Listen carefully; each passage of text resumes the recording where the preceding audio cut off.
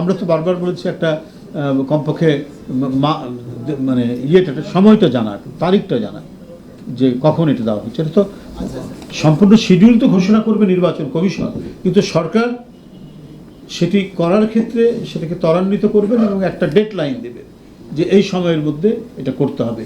এবং আমরা কখন চাই, কেন চাই, এটা বারবার আমরা ব্যাখ্যা করে আমরা বারবার বলেছি গণতন্ত্র যে চর্চা, সেই চর্চা যদি নানা কারণে ব্যাহত হয় তাহলে নানাভাবেই অগণতান্ত্রিক শক্তির মাথা চাড়া দেওয়ার সম্ভাবনা রয়েছে। এখনই আপনারা দেখেছেন যে এত শিশু, এত তরুণ, এত কিশোর, এত শ্রমিক হত্যা করার পর ওদের মানে রক্ত শুকায়নি, তারপরেও আমরা দেখতে পাচ্ছি ফ্যাসিবাদ নানা দিক থেকে মাথা তুলে দাঁড়ানোর চেষ্টা করছে।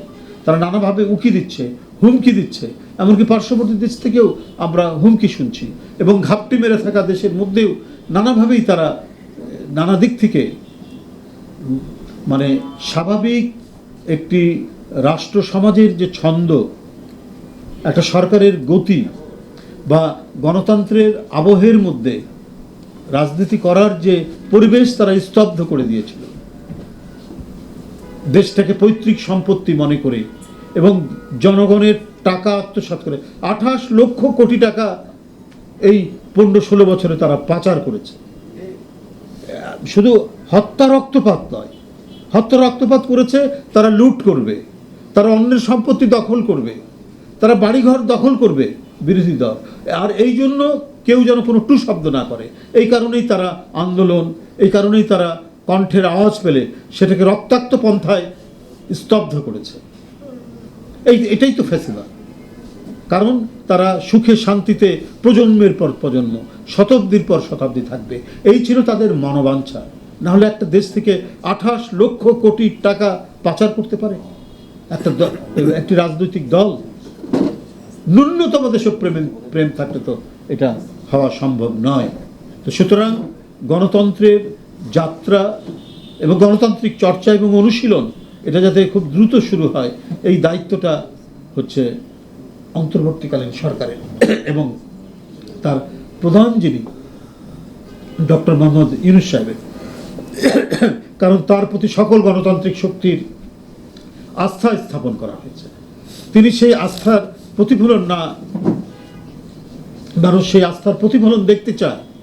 এই কারণেই যে সময়ের কথা আমরা বলেছি, সেই সময়ের মধ্যে একটা যৌক্তিক সময়, এবং আমরা বলিনি যে সংস্কার করা যাবে না, সংস্কার এবং নির্বাচন যাতে একটা যৌক্তিক সময়ের মধ্যে হতে পারে, আমরা সে কথাই বারবার বলে এসেছি। আমরা আশা করব তিনি সেটির প্রতি তিনি শ্রদ্ধা দেখাবেন এবং সেটার প্রতিফলন আজকে তার বক্তব্যের মধ্যে আসবে। রাজনৈতিক দলগুলো থেকে শুরু করে সারা বাংলাদেশের মানুষ যখন সেই ঋণ শোধ করার পথে একটু একটু করে আগাচ্ছে গণতান্ত্রিক প্রক্রিয়া, তখন আমরা দেখতে পাই এই সরকারের মানে উপদেষ্টা মণ্ডলীর কেউ বলছেন যে 111-এর আরেকটি পদাঙ্ক মানে পদচিহ্ন পাওয়া যাচ্ছে, আবার কোনো উপদেষ্টা বলছেন সরকারের মাঝে আরেকটি সরকার রয়েছে। এই বার্তাগুলো কিংবা এই বক্তব্যগুলো গণতন্ত্রের যে অভিযাত্রা তাকে কিছুটা পুষ্টপুষ্ট করে বলে আপনার মনে করেন? না, এটা তো আমি মনে করি যে সরকারের ভেতর থেকে এই ধরনের কাণ্ডজ্ঞানহীন উক্তি করা এটা যৌক্তিক নয়। এটা তো আমরা কি বলবো ফ্যাসিবাদী আমলেই শুনেছি। যখন আন্দোলন তীব্র হয় বা কিছু হয় তখন তারা ওইটাই বলতো যে 11-র আমরা পাচ্ছি, পদধ্বনি পাচ্ছি। শেখ হাসিনা বলেছে, ওবায়দুল কাদের বলেছে। তো আজকে অন্তর্বর্তীকালীন সরকারের ভিতরে যারা আছেন তারা এই কথা বলার অর্থ কি? তারা কি জনদৃষ্টিকে ডাইভার্ট করতে চান? তাদের মূল দায়িত্ব হচ্ছে মানে জনগণের যে গণতন্ত্রের প্রতি আস্থা, এবং এই দেশে যে সত্যিকারের একটা চিরায়ত গণতন্ত্র, প্রকৃত গণতন্ত্র, বহুদলীয় গণতন্ত্র, এবং এই বহুদলীয় গণতন্ত্রের যে মূল চেতনাগুলি মানে এটা প্রতিষ্ঠা করার যে মানে ক্ষেত্র, সেটা তো অন্তর্বর্তীকালীন সরকার সেটা সেই ক্ষেত্রটা তৈরি করে একটা অবাধ সুষ্ঠু নির্বাচন অনুষ্ঠিত করবে।